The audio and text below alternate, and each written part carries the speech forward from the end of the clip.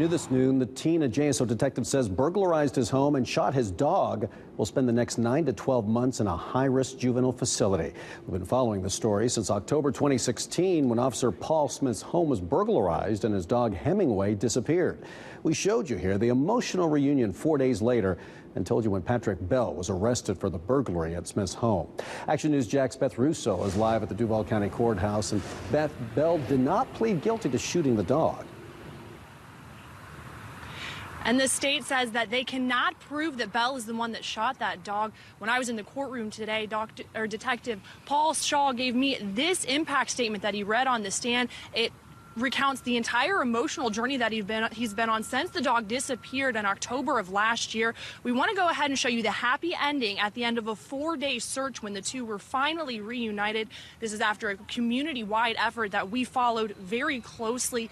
Detective Shaw says that he returned home on October 25th. His home had been broken into. His truck had been stolen. He saw bloody paw prints on the floor, and Hemingway was nowhere to be found. He immediately launched that search, and 4 days later, we were able to find Hemingway. Of course, he had been shot in the snout. You can see in some of this footage the injury that he sustained. He has since undergone treatment.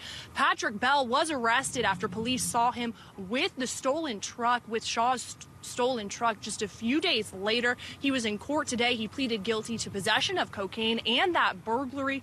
Listen to what Detective Shaw had to say to him while he was on the stand. I'm here to tell you to take advantage of another opportunity the state attorney's office and the court system have given you.